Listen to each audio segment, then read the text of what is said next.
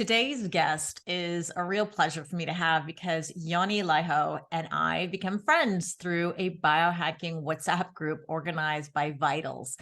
This is the moderator of the group is actually a pharmacologist who's creating an algorithm based on our data. So we share a lot of stuff and he gives us scores and advice, especially the ones related to supplementation. And we all have our opinions in this group. We all have questions and advice, but Joni always has great things to share and the coolest research posts in the chat, proving that he really knows his stuff. And when we got to meet in person at the Biohacker Summit in London last month, it was so great. And he's not only smart, but he touched me as a really kind person who generally wants to do good in the world and make a positive impact on people. And I learned that he's so on top of the research because he's been a nutritional supplement maker for 15 years, and he's designed some amazing award-winning products that are on the market.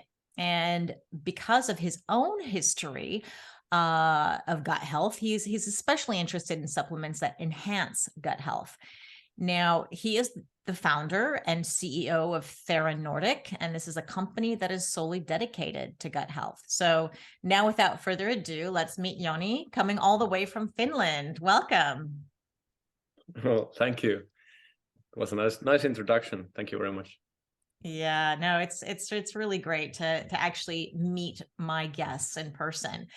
It was so great to be at the Biohacker Summit and have that face-to-face talk. And there's really nothing that can replace that in-person experience. And it was really interesting to hear your story and your journey into supplements and formulation.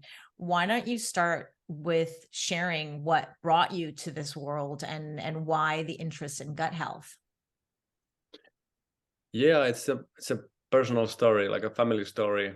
It dates back to 2008, 2009, actually, right? The new year between those two. I was just actually putting together my first supplement company, and it had nothing to do with gut health at the moment. But my wife at the time took an antibiotic, which was quite powerful one, and she long resisted because she knew that it might not be good for her health to have the antibiotic, but she eventually had to take it. And she did the full week of the antibiotic, but after at the final day of that 7-day regimen, she developed a life-threatening reaction to the antibiotic. So she had to be taken to the ER, and she was kept in the ER for 2 days and then for 2 weeks in the hospital overall, just to see how she's doing. And she got this flare up of, like, when I went to wake her up one morning, she had a rash starting from the hairline all the way to toes, like totally red, every square inch of the body. So it was quite a bad reaction, but the skin reaction was just one thing. Actually, the worst reaction was on the gut, because many know that the gut and the skin are reflections of each other. So there was actually worse damage done in the gut. And she was medicated with all kinds of medication, like anti-allergy medication and cortisone and that kind of stuff, and then released and discharged to home. But she was far from healthy. She was quite skinny already, but she lost like 20-25% of body weight. So she was practically a skeleton because nothing was absorbing. And like normal, eating an egg would result in an ambulance journey to hospital, and like she had to have the EpiPen for just randomly reacting to any food, like to have the shock reaction. So there was clearly something pretty messed up in the gut. And the medical professional. How old was she at the time? Like, this is something new and she never Yeah, had she gut was issues at before? the time she was 27, so pretty young at the time. And but yeah, that was the case, and the medical professionals were not able to help. Their treatment options were very limited. So basically, well, I knew I had medical doctor friends who were much more on the natural world, inclined to the natural world, and I was also formulating supplements at the time. So I did put these two things together, and I started to search for whatever might help to help digest and help soothe the gut, the mucosal lining, and everything basically, because it was like a hot mess. And that led to me actually to several products. They later came a part of the brand I was building back then, but the motivation to actually do the gut supplements were because I had to help my wife. So it still took years to recover from that thing, at least 2 or 3 years to be back on baseline somewhat. Well, so can I ask then, what do you think triggered that? And then what was it ultimately that healed her? Well, this particular antibiotic, it's amoxicillin, called Amarion in some countries, and it actually has a quite bad track record. I now know more than 5 people who have got intensive care after amoxicillin antibiotic. So some people just react very badly, but overall, any antibiotic is like dropping an atom bomb into your gut. It's basically it kills everything. It doesn't differentiate, is it a good bacteria or bad bacteria? It just wipes out everything. So it should really be like a final resort when it's a life-threatening situation by some infection. So I think in this case, maybe there was some underlying condition that just was waiting for something like this and flared up. So, and then, yeah. So then how did she ultimately, you said it took her years, like what was she doing on top of taking the supplement that you created to well, maybe it took years because it was like a trial and error way of finding out what you are allergic to, what you can tolerate, what you cannot. And if you just take one food ingredient that's not good for you, it will actually take you back for several months, and then you need to again build it. So when the gut is gone so catastrophically wrong, it's a really slow trail to actually get back healthy, because your autoimmune responses are so sensitive. They are haywire. Yeah, they react to even the small stimuli, like too strongly. So it was like, just why so long? She had to learn to listen to her body, like again from scratch, because it was behaving differently than before. So okay, you found this, you sort of come up with a concoction that worked for her, but so where is she now in that journey? Like, can she now eat everything and she's not sensitive anymore? Is she all healed, or what's her position? Pretty much, yeah. She's can basically eat anything now, but I think that kind of event, it kind of scars you in a way that you will not be totally normal ever again, but you can come to pretty close to be living the normal life. But the positive side here is, of course, that if you get that kind of reaction, then you need to live more healthy overall. Yeah, no, I'm just curious. And it sounds like what you're saying is that you're scarred for life, in the sense that you've lived for so many years, say eating, I don't know, a piece of bread, and your gut just goes bonkers, and then you're afraid to eat that again because you've had so many insults over the years. Yeah. Even though you can now eat the bread, maybe your brain is hardwired to exactly, and that makes it difficult with the gut issues, because especially if you have a chronic gut issue, then it always becomes partly a psychological thing as well. It becomes ingrained, like your nervous system is learning that I always react to this thing this way. So then in a way, yeah, it. Well, then how do you treat that? It's like you got to rewire the brain. Yeah, well, then you rewire the brain, and there are then other modalities how to actually rewire the brain, and but that's totally different discussion. Okay, yeah. So it's almost like you got to take a two-pronged approach. I think anything because you can heal the gut and you'd be fine with, right? I mean, physiologically fine, but your brain is not helping you get there 100%. Same thing as many people can, if they don't have like severe problems with some foods, and then they go to some sunny place to have a vacation, and suddenly they can eat anything, and they don't get the reactions. And that might be, it's like the setting is much more relaxed. It's a vacation mode. Your nervous system is more relaxed. You are not reacting. That might be the case. I don't know, but there are so many ways this thing can develop. And yeah. Okay, so this is what explains your interest into the gut world.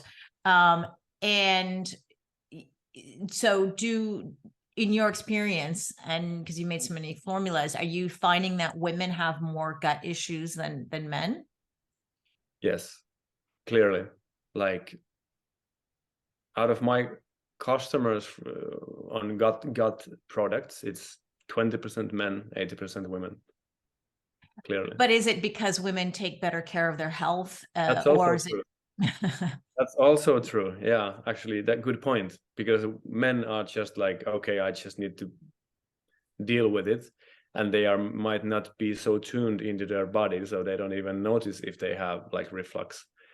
But still, even in the scientific studies, for some reason, the female body reacts to the same hormones differently. For example, creating a reflux or acid or a heartburn, for example. So it seems that women are more sensitive to gut issues.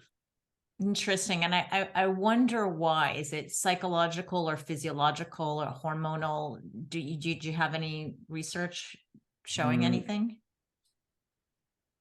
There is some research, but the research is it's contradicting itself.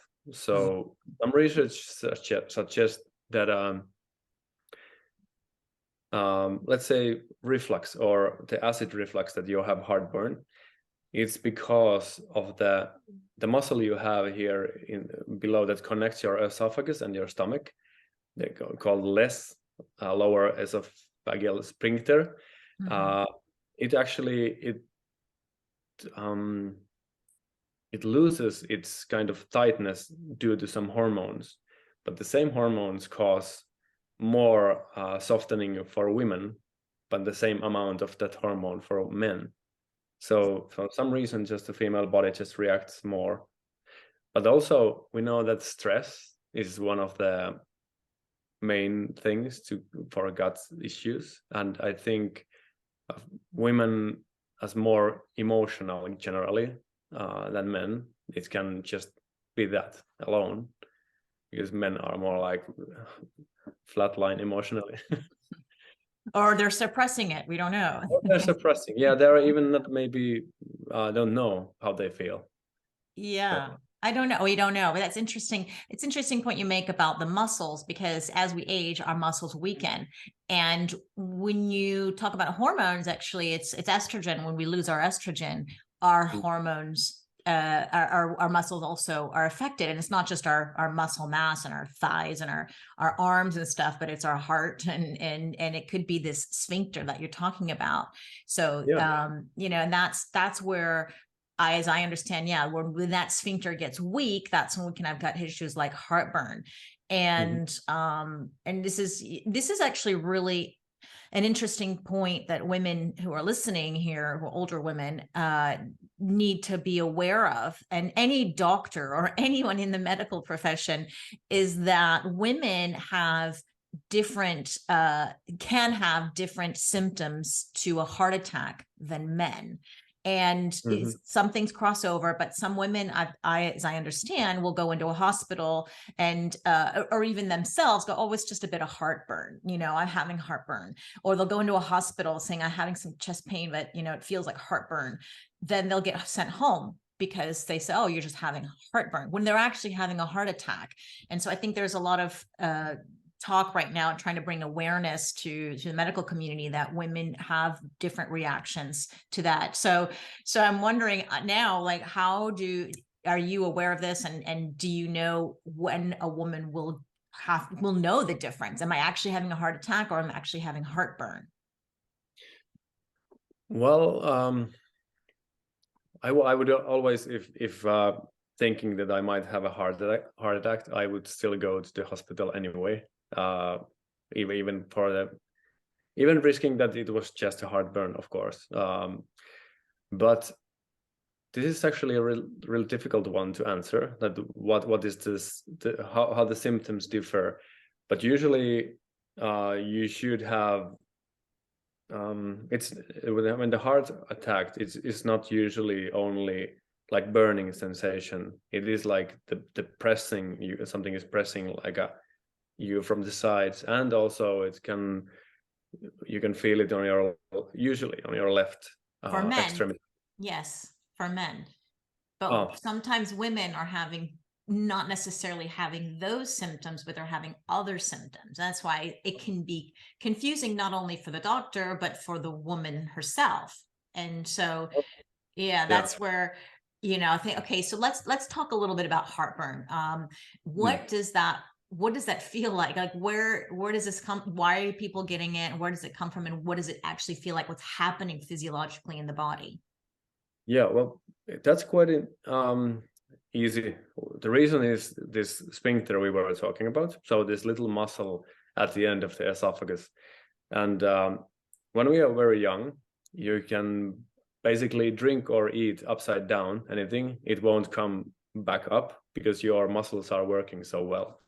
So it is really keeping the acids in the stomach.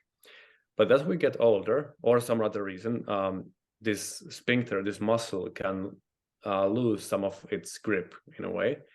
And then, well, if you have any amount of acid in the stomach, it can splash out and get back a reflux into your esophagus, sometimes all the way back to your mouth. And so that's the reason of heartburn. It is just this valve that should remain tightly shut almost all the time. It's kind of losing its strength. Can we train it again? We like lift little weights inside our stomach. Yeah, I think because that's like the autonomous nervous system and autonomous muscles. We cannot train it at will. But one thing that affects the one theory of the heartburn, why this muscle lose its strength, is too low stomach acid. So, and there are studies that they have given people, they are actually measuring the muscle with very accurate devices, that how strong is the muscle. And then they are titrating, slowly dripping like hydrochloric acid in the stomach. So increasing the or lowering the pH of the stomach. And what they see is that actually the muscle contracts stronger the more acid there is in the stomach. So basically it seems that there is like a feedback loop here, that the more acid you have in the stomach, the more this muscle knows that, okay, we need to stay shut. And the less stomach acid you have, then the muscle kind of loses its way. It's like, okay, maybe I don't need to be so tight. So this is not the mainstream view of how heartburn, why it is. It's but it's one theory. And it seems that when people actually raise the acidity of the stomach, be it like apple cider vinegar or by hydrochloric acid tablets or capsules, they usually get rid of heartburn like right away. So, and that's like counterintuitive. Yeah, because it's like you said, when you eat something that's burning or high in acidity, like, I don't know, lemon or wine or these kinds of foods would actually trigger the heartburn, or a spicy food, right? It's so, if if you eat this and you get heartburn, but yet that's kind of a way to exercise your stomach and to build up more acidity. Like, do you just go do it anyways and deal with the heartburn until it goes away, or how does? Well, it's not really an exercise. There are some foods that actually can cause heartburn just because they directly affect the strength of this muscle, and they are coffee, chocolate, and, well, high fat food actually. So basically, if you go to doctor and ask them, how can I reduce my heartburn, they usually say, don't drink coffee, don't eat chocolate, or don't use fat. So, and in a way they are correct, because all these foods, they actually signal the sphincter to not contract as tightly. So maybe at first you could avoid these kind of foods, but also increase the acidity, like taking the vinegar, for example. You can try putting like a tablespoon of apple cider vinegar in a water glass before a meal, and then drink it and then eat and see what happens. So usually that can get rid of your heartburn right away. And also you kind of see that if you get pain, if there is like a discomfort on the stomach, that means your mucosal linings in the stomach are not okay. So then it would not be wise to take like a hydrochloric acid product to that kind of situation. You need to first fix your mucosal membranes. Okay. So then what is the typical person doing to remove this heartburn? And is acid reflux the same thing, or are they different? Well, they are same and different. Sometimes people who have reflux, the reflux might actually come all the way to the mouth, and you can actually taste the acid. Many people don't have that bad reflux. It's just the feeling, the pain, and the burning. But overall, yeah, they are basically the same thing, but the severity just is different. Oh, okay. So acid reflux is sort of when it gets to the point where it sounds like, yeah, it's a bit more severe rather than just and it sounds like it's all on a spectrum too. So what are people normally doing to treat this? I mean, I don't know if everybody's taking apple cider vinegar and trying to cure themselves that way. Normally, well, there are two ways of treating it, and that's popping antacids like Rennie, or anything that will neutralize the acid. So basically, you're just getting rid of the acid. So even though it refluxes, it doesn't hurt. So basically, you're not eliminating the reflux, but you are eliminating the acidity. So that's what you can have over the counter, and people are eating those pretty much, maybe a little too much.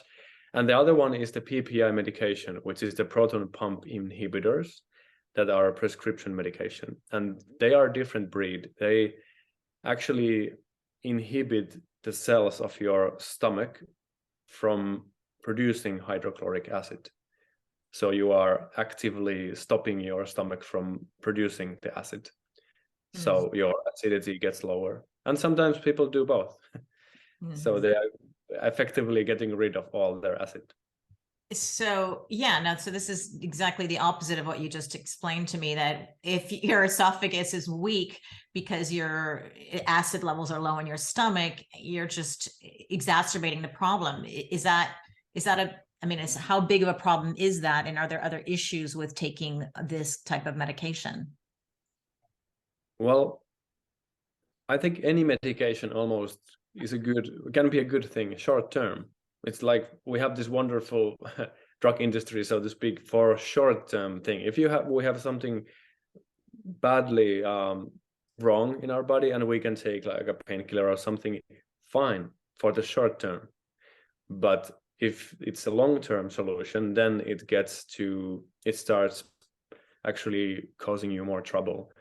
You are not digesting the proteins properly. You are not killing the bacteria present in your food. you are not absorbing minerals, iron, for example, B12, and that sort of thing. It's all gets damaged. You're basically impairing your digestion if you are getting rid of the stomach acid.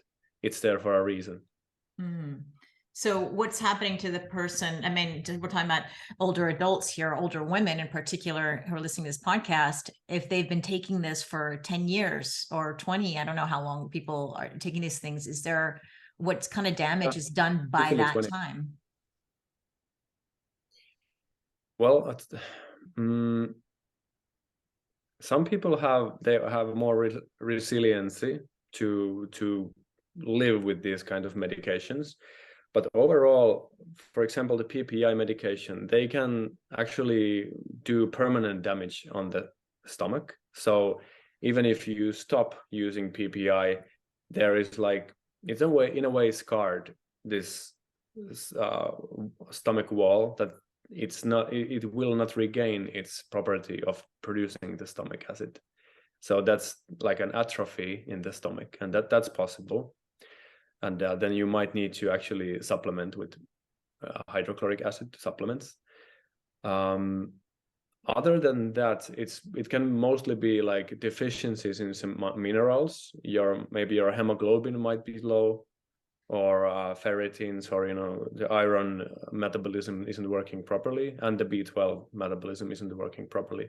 You might impair your calcium absorption, which can of course lead to bone density problems, and it can be a long list, since you are not absorbing your food properly, because there is one critical step missing or not working properly. Okay, yeah. No, if we're not absorbing our nutrients, yeah, it leads us down a very dangerous road, not only physiologically, but mentally, I imagine as well. So yeah, and then you're feeling bad, and you feel bad physically, you feel bad mentally, you probably get fed up and tired and sick and tired of being sick and tired, right? Yeah, and actually there's one thing, when you have high acidity in the stomach, because in digestion you first the food goes to the stomach, and it's very low pH in the stomach. So, and there are the enzyme called pepsin that's digesting your proteins. Actually, your proteins will not digest if the HCl, the hydrochloric acid, won't denaturate the protein. It has to kind of unfold the proteins, so the enzymes can actually cut them into smaller pieces, and so you can absorb the amino acids from the protein.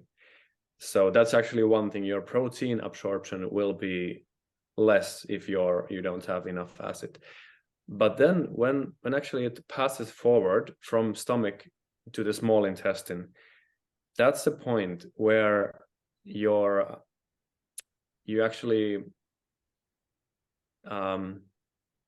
inject very, very alkaline juices, like digestive juices, to the slur that comes from your stomach. And there, actually, it is taken from pH 1 or 2, so very acidic, to pH 8, which is quite alkaline, actually. And it's taken in a matter of seconds, and that also breaks down the food structure, so it can be assimilated properly. But if the semi-molten food, like the food slur that comes from stomach to the small intestine, if there is not acidic enough content, if it's like only moderate, the reaction your body makes is not very strong. It's kind of a weak digestive reaction. So then it can actually affect your fat metabolism, so your fat proteins and everything. It's just kind of the very acidic content of the stomach. It kind of triggers very powerful response in the small intestine, and then your food actually gets digested properly from there on. So that's like that's also one thing. Wait, hang on. I think there's a bit of a connection, internet connection. It's not so stable, and I want you to repeat that, and I'll have my editor. Yeah, let me see. The Hang connection. on one second. I'm going to see if I can switch to Wi-Fi, a different Wi-Fi.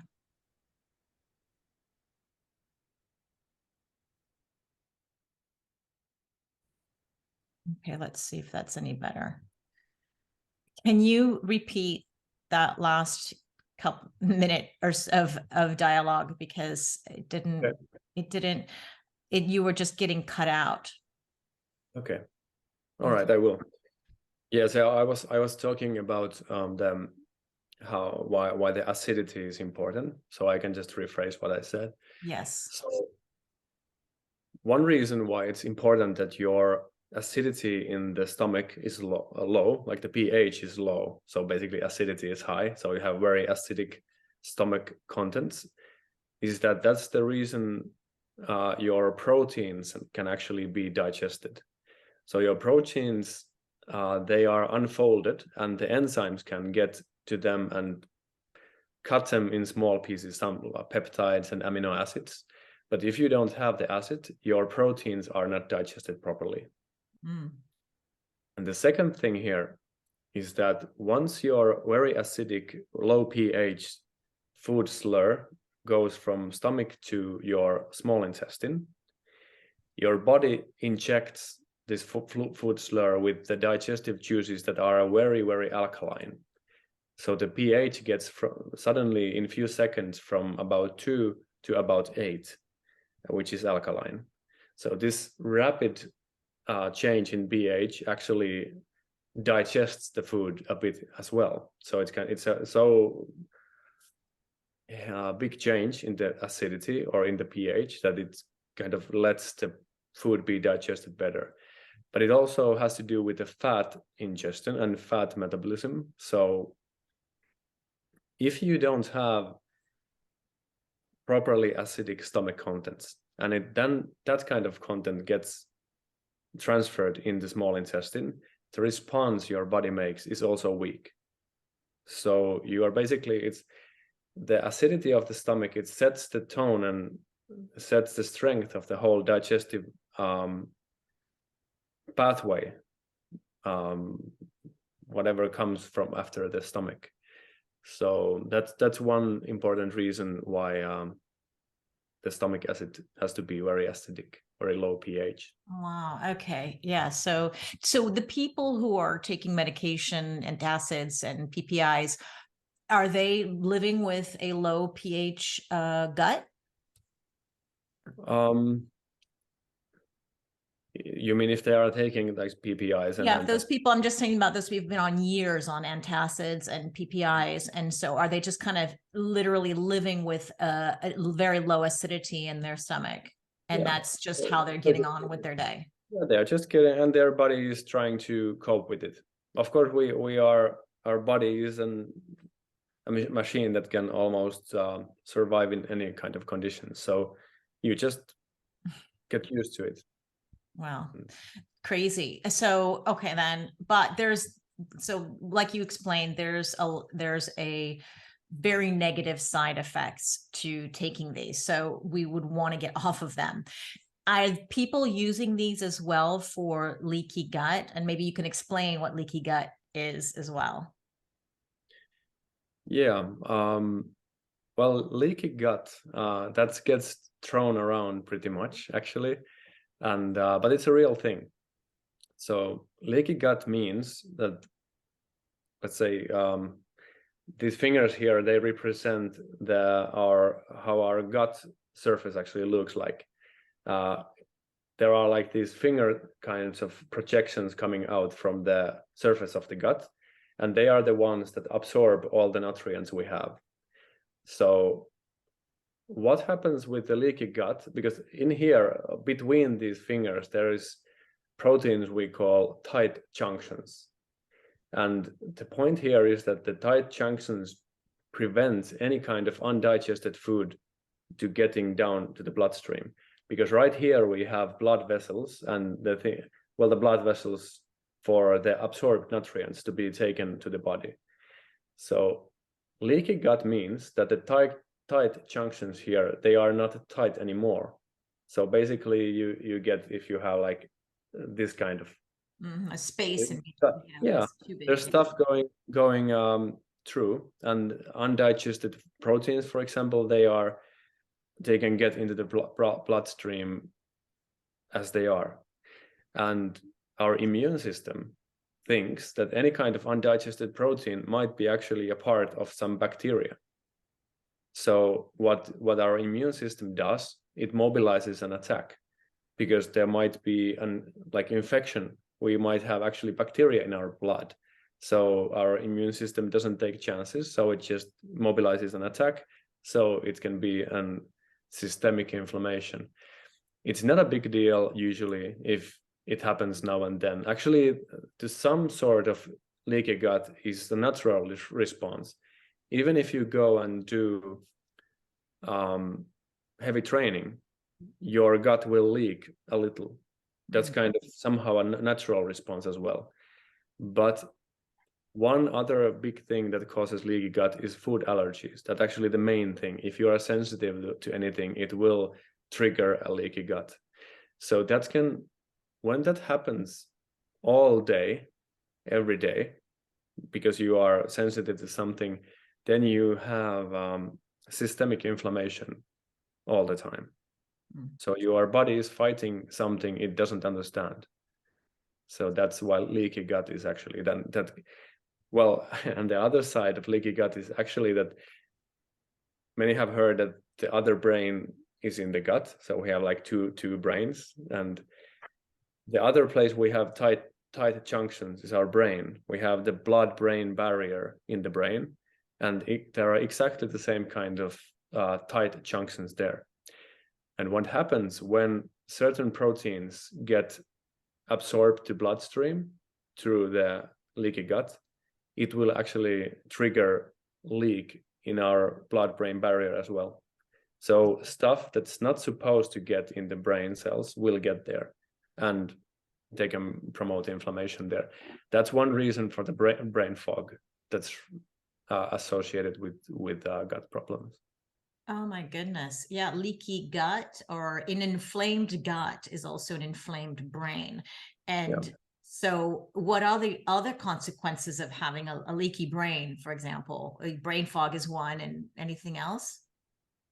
Well,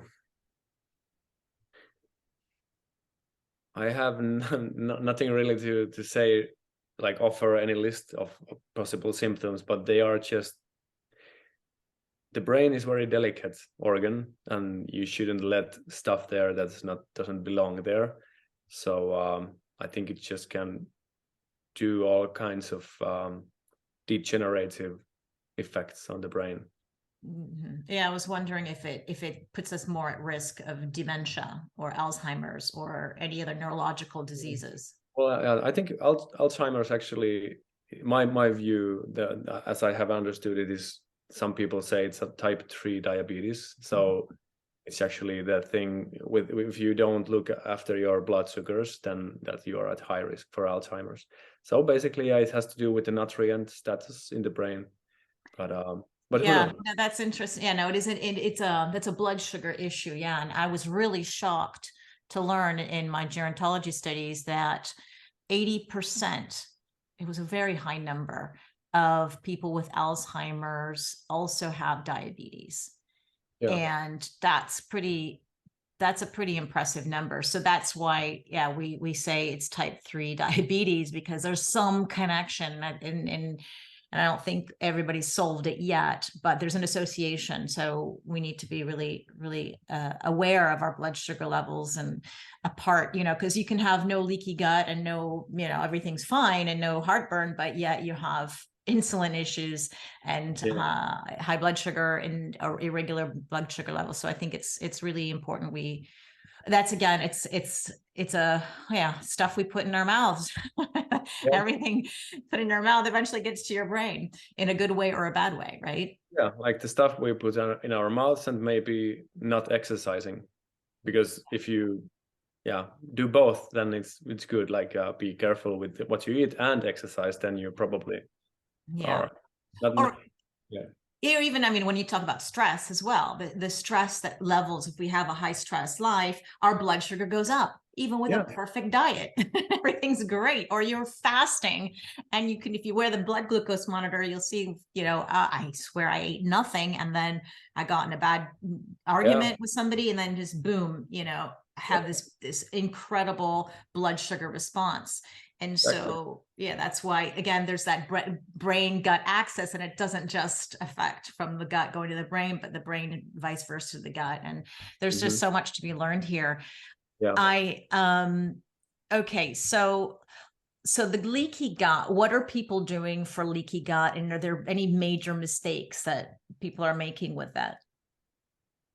With leaky gut, I think people don't usually measure leaky gut. It can be measured. There are specific ways of measuring, do you have leaky gut? But many times it's not really measured. It's just kind of felt, and people think that maybe I think I have leaky gut. So, but I don't really know what people do for leaky gut. Usually they don't know what to do. You can't make those junctions real tight again? Well, what they can do, it is, for example, not eat that they know they are allergic to, even slightly. And one good bet actually is to not eat gluten, because there is one thing about gluten that there is. I'm not like anti-gluten that don't eat gluten, because if you like the bread, go ahead, and if you are not sensitive, then fine. But if you have problems with the gut, the gluten might not be your friend, because there is this one peptide, one little protein in gluten that's very hard to digest, and that's called gliadin. And for gliadin, we, for some reason, in our epithelial, like where we have these villi, these fingers, we have a receptor for gliadin. And what happens when the gliadin goes to our cell wall? Our cells release zonulin, and zonulin is one chemical that we ourselves make. And zonulin actually makes the tight junction open. So for some reason, gluten makes our gut signal itself that you need to open the gut tight junctions. So that has been shown, and that's pretty like a scientific explanation. So I think maybe steer away from gluten for a while at least. And and heavy exercise, I guess, because if you're lifting heavy exercise and weights and you say the junction's open, that's I guess if you are on top of it, have a leaky gut. Let's say if you are like, your health is like you're at all-time low, then heavy exercise is not a good idea anyway. So it's just like very moderate, light, enjoyable exercise is the right way to go. Okay. So let's talk about some natural ways. What, you said to combat both, the heartburn, the acid reflux, and the leaky gut. You said just avoiding those trigger foods such as gluten for the leaky gut. What else can people do in a natural way that will help relieve them? And can they reverse this completely? I mean, you said there's always a little bit of a psychological scar, but they can get on with their lives in a normal way, no? I think it's possible. And for some people, it's more possible than others, to be like really honest with the answer, because I also know people who are living a very healthy life and they do everything, literally everything, and still they keep having some kind of symptoms. So sometimes it just is what it is, but you can of course do everything you can to make it the problem as small as possible. But what people can do, well, first is actually this, like natural, if you want to know what natural ways there are. Yeah. Now, first, let's start with the natural free stuff and then move on to the spectrum. Yeah, natural free stuff. Well, this actually the things we know that constitute a healthy life. It's like it's just the sleep, the stress management, drink enough water, all that. Maybe if you know that your stomach is upset because of coffee, then maybe don't drink that much coffee. It's like it's more like common sense on this. But the free stuff here, it's a really good question. You just need to avoid anything that triggers your stomach, and you need to avoid it for quite some time. Mm-hmm, mm-hmm. Yeah. And yeah, so I mean, I would say, like, I think at the beginning of this talk, you did mention what could be a trigger is the stress, or women have more stress than men, or we experience differently than men, or so if that is a big one, then I would say I would put that high on the list of let's manage the stress a little bit and try to get that down. That's a free thing. Not always easy, but I think it's quite impact if that's what it is triggering it, or that may be the root cause or whatever. But of certainly having the sleep as well. I completely agree. That foundation of a healthy life. But I think something as a gerontologist too is I think a lot of people miss out, especially in the biohacking community, is that the purpose in life, the happiness factor, the things that bring you joy, the relationships that you have with people, the bonds that you have, like these are proven by Harvard studies that to be one of the best things for aging and longevity. And so I'm wondering if that would play a role in, I mean, I know we know in overall health, but have you read anything about these kinds of factors impacting people's gut issues? I think, yeah, because almost any kind of negative feelings we have, be it stress or be it something else, we usually feel it in our gut. So that's a clue. So we usually react with the gut. So of course, if your life is on balance, you're sleeping well, you don't have too much chronic stress, and you're enjoying your relationships, then probably your gut is good as well. So I think, yeah, that's like that's the sustainable way of treating your gut.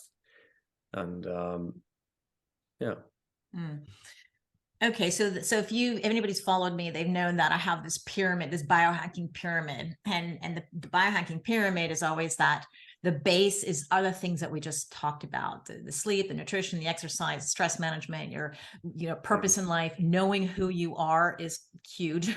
Knowing what you want in life, especially as we age and get older, and those community and that is really foundational. I think that when people have that, they get a pretty solid chunk of that pyramid. It's a very base. And then we have the middle part, which is the supplements, and the which you probably don't need a doctor for. You can just take on your own or do ice bathing or sauna use or whatever. And then we have that very top tier where you maybe need a doctor's, for PRP injections and stem cell therapy and all that. So everybody wants to cut to the chase, to the middle and the top of the tier. And they think that biohackers are that. They think that we're just at the very top tier. And I have to correct people saying, no, at least in my definition of a biohacker, it's that foundation that's the most important. And if you get that right, maybe you don't need the middle and the top tier. But it's the fast, quick, what supplement can I take that people really, really want? So assuming that they're all kind of doing that, what is like the next level? What is the middle and top tiers that people can do for their gut issues? Yeah. Aside from the medication and the PPI, I don't want that. Actually, one thing, like intervention type of thing, but using food. If let's say if someone has very bad situation with the gut, then one like free thing to do is actually like, and this is if you have like catastrophic, or you're just having like strange symptoms in the gut, then one thing to do is to go on steamed vegetables and put them through a blender, or like puree them. So you just kind of take all the stress out of your stomach, and not much fat at that point. Only like the vegetables and the vegetable broths and bone broths. Actually, they are good as well. Maybe 1 or 2 weeks, just to kind of ease out the stomach for a bit. So no meats, but bone broths are very good. But then these steamed vegetables, and if you just could make put them through a blender. That's one thing I say to people if they have like a very difficult situation with the stomach. And also with the vegetables, avoid any vegetables you are even slightly allergic to. So that's kind of, if you need to reset the system somehow, then I usually say have this kind of vegetable fast for at least 2 weeks. I heard bone broth as well, and I've had clients too who've had really good results Bone with bone broth. is very good. It's like a healing modality for the stomach as well. But then that's for the food section. So what was the question you asked? So yeah, now we kind of move on. Like we know now what we can do for free, and we need that foundation. And so sometimes people get that foundation and they still have problems. So what you know, and I know that where, like for example, with supplements, and I know that I'd love for you to share a little bit what Thera Nordic is coming up with as well, and if there are any other things that we can do. Yeah, well, this on the supplement things, I would say it's 3 or 4 actually. One thing, I would start with the acidity actually. I would start with maybe apple cider vinegar. Well, that's a free one, or free. And see, can you tolerate the added acidity in the food? If you can, then many of us actually benefit from taking a betaine HCl product, which is like a hydrochloric acid capsule.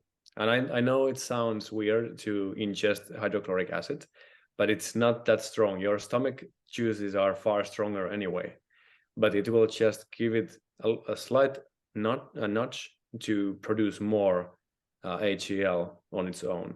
So usually people see that they're like bloating and indigestion goes away with this simple thing, either with vinegar or with HCl product. And usually this also takes away the heartburn right away. The second thing, and sometimes this second thing you need to do first, if your stomach lining is damaged, if your mucosal barrier is somehow inflamed, or there are little cuts in there, or it's not functioning well, then I would go for glutamine and zinc carnosine. And for this, actually, well, Thera Nordic stands for this one product right now that's called Rescue. And it combines the glutamine and zinc carnosine. These are 2 components that actually actively heal the mucosal membrane in the gut. So you make a drink and you drink it, and it kind of lubricates all the mucosal membranes from your mouth to your esophagus to the stomach and all the way to the gut. And if there is any damage there, it will bind to the walls and protect the inflamed area. And actually to treat as well, the zinc in here will treat the inflamed area as well. So you might need to take this first before you go forward to taking the acid, like the HCl capsules, for example. So you first take care of the mucosal membranes, and then you increase the acidity. Two-pronged approach, yeah. Yeah, and actually Rescue here, the glutamine zinc carnosine combination, that usually eliminates heartburn right away. So, and without like the risks that you would take of an antacid, I'm assuming, right? Like you'll still be able to absorb your vitamins and nutrients. Exactly. You're not diluting your acids anyway, or doing any other harm whatsoever. So, but what it does, it just kind of gets to wherever there is some problem and wherever there is some damage, and it helps it heal. And for some reason, this healing, that's happening, that actually eliminates the reflux. So somehow this muscle that's supposed to contract is able to contract better. So so it might just be that, like, if you have inflammation in the stomach, then it just affects everything. And once you address that inflammation, the whole package works better. Yeah, actually, I saw that. If anybody's listening now, you can go to your Instagram has a little video explaining how it's coating the lining and how it just sort of seals and heals in a visual. So I love that. And it makes perfect sense. And I would, I encourage people to watch that and then see, like, so. How do people use you? As I understand, people drink this in a hot or room temperature. You don't drink it in cold. You drink it twice a day, once a day. Like, how do people take that?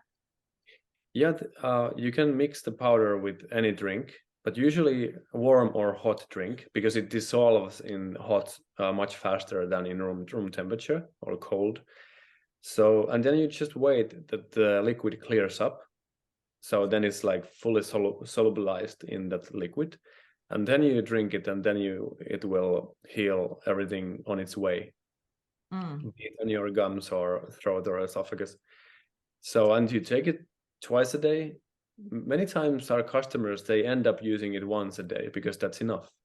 But if they have more persistent problem, they might take it twice a day. And how long does it take before they're actually, healed, or maybe do they have to continue this for the rest of their lives, or? Usually not. The one jar lasts for 3 to 6 weeks, depending on how much you use it. Is it once a day or twice a day? But usually people use one jar and then they forget, because they get their things in order, but they might come back and use it again sometime later. So that's how people use it. But what it takes, how long it takes to notice the difference depends. It depends. It can be instant. Some people have heartburn, they drink the drink and it's done right away. And some people take 2 or 3 days to actually get the benefit. And then, but if you have some problem deeper down in the gut, let's say you have inflamed bowel and it's actually bleeding, we have customers who say that they get the benefit in about 2 to 3 weeks. That's when they report that it's starting to work. So it takes a little longer if the damage you have is like downstream. Yeah, downstream. Exactly. So, okay, how much does this cost if it's lasting 3 to 6 weeks? Like, I'm just interested in the investment somebody needs to make. Yeah, it's £24 this currently the cost. Oh, okay, so it's about $24, 24 euros, more or less. It's more or less $28, 28 euros, but 24 pounds. Yeah. Okay, that's affordable. That's really not that bad at all. Yeah. And especially, it's so, okay, then let's, and can people get this anywhere in the world? Where can you deliver to? Well, there is our website, theranordic.com. It does ship everywhere. So basically, if you just live anywhere, you can get it. It's shipped from the UK. So that's where the warehouse is. So. And it's made in the UK? It's made in the UK, yeah. Okay. Oh, how cool. Okay. So one thing I want to talk a little bit, you mentioned to me that you're having a study, you're putting together a study to test, to have your own study here. What is that about, and how can people participate? Yeah, it's a product test, and we are looking for 50 people to apply, and then we can after we've received enough applications, we will select 50 people to be a participant in the study. So if you get selected to the study, you will receive a free product, and then you will just use it for the 3 weeks, twice a day. And it will begin for you by answering certain questions before you start, and then you will answer the same questions after you finish.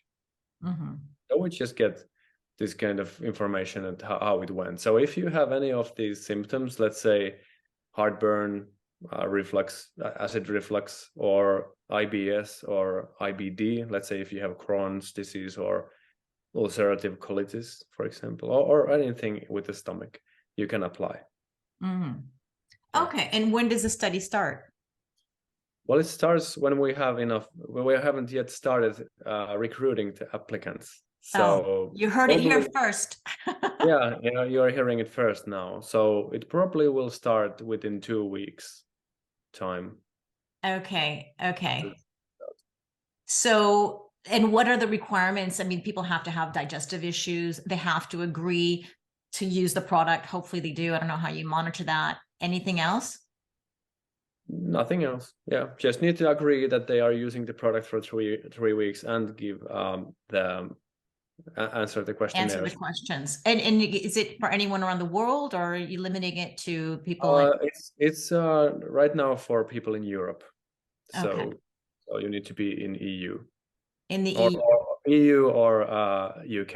Or UK, yeah. I was just going to ask that. Okay, yeah. That's so great. Okay, well, if anybody wants to find out more information, they can go to the theranordic.com. I'll have all the links in the website, in the show notes, and your email as well. You're on Instagram and always at Thera Nordic. Now, before I let you go, I would like to open the mic to anyone who has any questions or comments. It would be great to hear from you. Corinne, if you can unmute. Hello. Hi. Hi, Joni. Super interesting. You taught me things. I have a long story. Zoha, you know me, with all my issues, and you say things that I never heard before. Okay. So thank you for that, because it's a long journey. I've been basically, I don't know how long I've been having issues with my guts. I can't even know. I think it's always been more in my life. I would say it started to be more serious in my late 20s. I am in my 50s now. So it's been over 25 years of trying to find a way to heal. If I can maybe enumerate what I suffer from, so then you've got maybe a better idea. I know that I have a GERD. I don't know if you know GERD. I think this is what you mentioned. I never know about this muscle. This is the muscle opening because of the low stomach acid and the pH. So there's something. I think this is what GERD is about. I have gastritis, and I think gastritis is an inflammation of the stomach. Yes. Yeah, I've got dyspepsia, a SIBO, and the colon, who is irritable.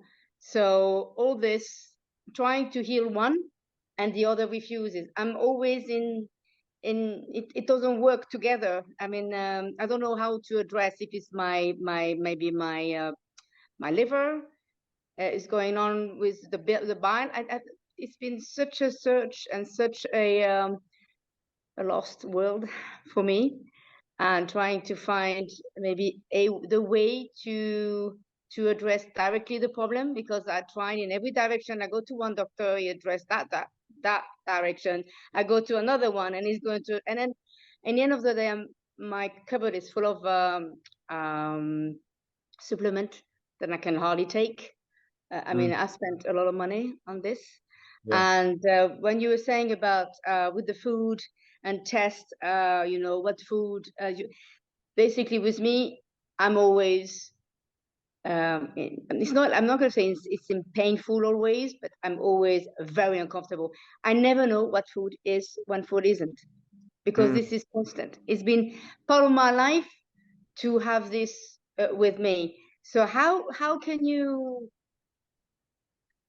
what would be the first thing you would address? That would be I think you said not the acid. You mentioned to first the acidity, maybe the first step, the betaine, or or maybe what would be the glutamine, sorry, not the stomach barrier who is damaged. I guess having a gastritis, my stomach is damaged.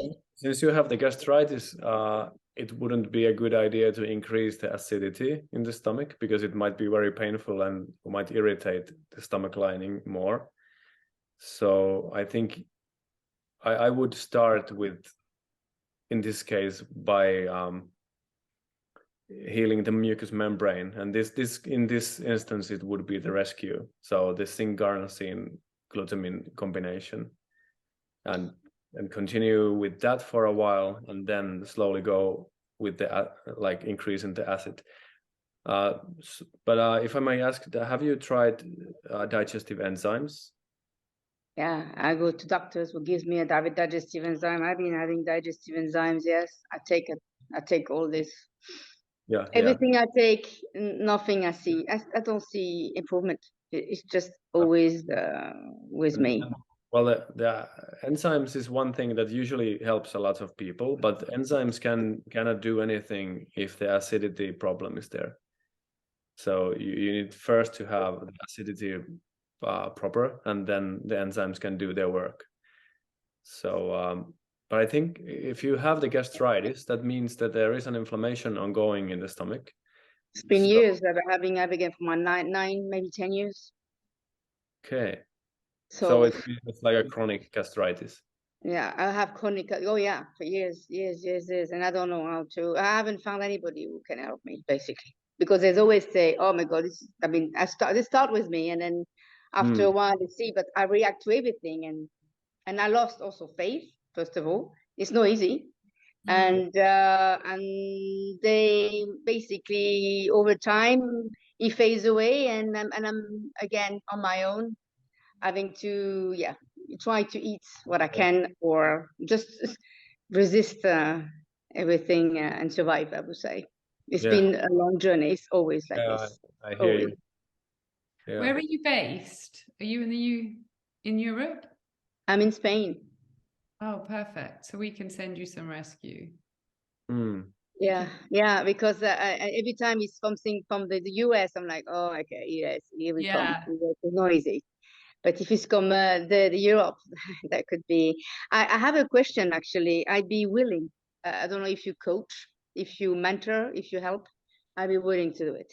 I'm that desperate, to be honest. I really want to heal. Because when you mentioned about the protein, you mentioned about the B12. I haven't. The mineral, I have problems. The iron, the calcium, I'm having arthritis. I have protein, fats. I mean, you name it, everything you mentioned. This is all in me, and I don't want to age, and Zohar knows. I want to age the best way. And you mentioned about the leaky gut and the leaky brain. You scared me to death, because I mean, I'm not saying that to. I think this is so good what you mentioned, because I never knew that. Okay. And I know I have the gene for the Alzheimer, so I really need to be careful, because I have all sorts of issues on the brain at the moment. I have brain zaps. All sorts of issues are happening at night. So I need to really address this. It's now or never. I'm sure you understand where I am at. Yes. Well, I think you sound like a perfect candidate to try the rescue. Yeah. You're going to be the major case study, Corinne. And if it works, oh my God, I am telling the world. Yeah, absolutely. You're first on the list. In fact, we'll get it sent out today for you. So, but you need to explain how that works. And I mean, is it the same? Is it the one that you told me about you said about the glutamine and the zinc tartrazine? Yeah, exactly. That's the one. That's the combination. So that would be the one that I need to take anyway, because that's you were saying about the stomach being damaged by the gastritis, right? Yeah, the product was originally designed to be for ulcers. So basically, the gastritis can develop into an ulcer. So it's actually designed. I had the H. pylori. I had it a few times. Sometimes I have it. Sometimes I haven't. It comes and goes, basically. Yeah. But my mom had a stomach ulcer. I mean, a duodenum ulcer for 40 years. So. Yeah. Well, the H. pylori is one thing that always present when there is ulcers or gastritis. And one thing actually with the zinc carnosine is that it actually kills H. pylori. So it's like a side effect, like a beneficial one. So it can help you get rid of the H. pylori as well. So yeah, yeah, for sure we will try this for you. But I mean, I don't know if you have. I'm sure you had other cases than me. I mean, am I? Is it possible for me to have a better guts? Yes. If you look at our website and see some of the reviews, it's quite shocking, actually, what people are suffering with. And the reviews are very good. So, yeah. But I know how disheartening it can be when the stomach, and you know, it doesn't make any sense because it's just everything is somehow not working properly. That can there be a way out? But yes, there is a way out. Because I mean, I take all sorts of. I mean, I go to different doctors, not doctors, like functional doctors, and I mean, you should see my counter is full of. It's full of vitamins because I'm thinking if I don't get, because I cannot eat everything I want. Obviously, if I start to eat raw or too much vegetable, I cannot eat that much vegetable because I blow like. And I eat a lot of protein and a lot of fat. Fat, which, and then you were mentioning fat isn't good. I eat a lot of chocolate. That's my vice. I have one vice, is chocolate, unfortunately. The fat has been, I mean, good fat. I mean, of course, I have chicken, which is bad fat, and oil, but I eat a lot of fat. Fat is the only way I can be fed. I mean, I'm not big, so I cannot allow my body to lose weight. So I've just sustained myself. I just survival. I don't want to be there. I want to move on. I want to be able to eat something and know my B12 taking absorption. Perfect. I have to have injection on B12 because I can take all the B12 either on food or on supplement. It's not going to increase that much. It's not going to do even vitamin D. Yeah. Even vitamin D I don't absorb. So many, and vitamin D with bones. I mean, we know. So yeah, there's a lot of issues that I really need to address. And if you guys can help me, you're blessed for the rest of your life. Oh, I hope we can help you. I pray for that. I think it's worth a shot. It's worth a go. Well, I'm really excited to follow Corinne's journey and test this out, really. And I know that you've had great reviews, and just so people who are listening, Emma, who's talking now, she's been working with Joni as well on this product. But I think, did you start out as a client?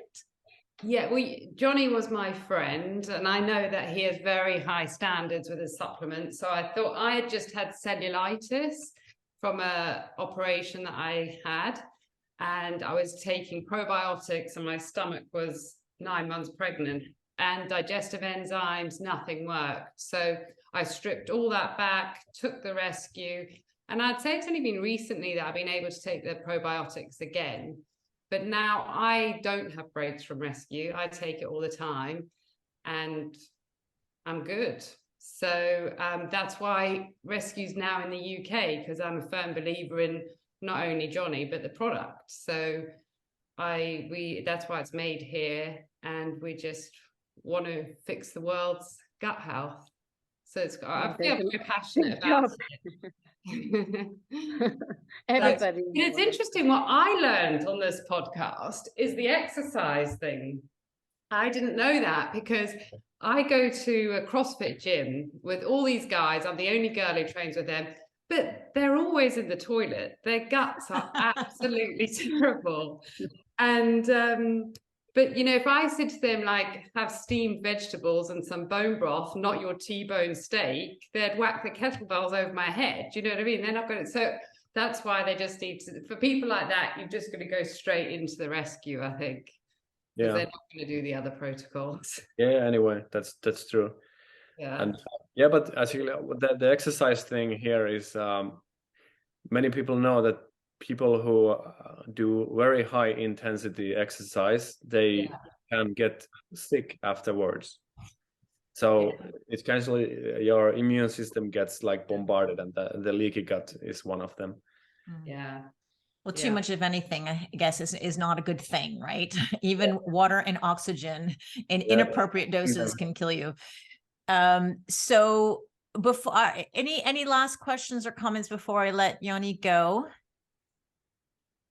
No, I am very keen to get you on the part of the study, and I think we can start Creon immediately, can't we, Joni? We don't need to wait for everyone. Yeah, we can start right away. Yeah, so if I could just have your details, get that over to you, and we'll monitor you. Like, I'm very keen just not to catch up at the end of the 3 weeks. It'd be nice to. I need. I don't know if you can help me for any mentoring on that sense, because I'm looking for. Just now, I am looking for somebody who can help me. It's not easy. It's not easy because they help on many things, but they are not specifying on the guts. I only want to find somebody specify on the guts, who really know what it's talking about and how it works. And I haven't found anybody. That's why where I am in Spain. But if I can do this over the phone with you guys, that'd be wonderful. Yeah. If I can be. And take my number. I'll send my number to Zora, or she's got my number. And any questions, I'm probably a bit more flexible to get back to you, but anything I don't know, I'll speak to Joni and we'll help you as much as we can. Thank you. Yeah. That sounds I think you got lucky, Corinne. This is why I invited them on the podcast, because like I said in the very beginning, they're very good people. And I really believe that they genuinely want to do good in the world, and they're here to help. So I'm really pleased that I didn't expect this at the end of the podcast, but I appreciate that. And I'm really glad. I guess this is the universe working and connecting people in magical ways. Yes. Thank you, Zora. Joni, any last questions or I mean, any last bits of words of advice or anything for a woman over 50? Yeah, well, one thing I was thinking of was this about the proteins, actually, that I was talking about earlier, that the more you age, the more important it gets that you get enough protein, and make sure that your proteins are like digested properly. So take care of that, acid levels, and maybe take the enzymes if you are up to digestive enzymes and all that. So one more thing, that is product number 2, by the way. So that will be out next. So start with the rescue, and then HCL's on its way. Yeah. Wonderful. Thank you so much. I mean, this has been really, really enlightening. I think another great, the biggest mistake that people are making with acid reflux and heartburn and leaky gut are taking those antacids and PPIs. Just get off of those and find another way to choose any of the great words of advice that Joni gave us. All right. Yeah. Have a wonderful day. Good night. Good morning, wherever you guys are. Thank you for joining us. Thank you, Joni, for spending your time and sharing all your great knowledge. Thank you. It was a privilege.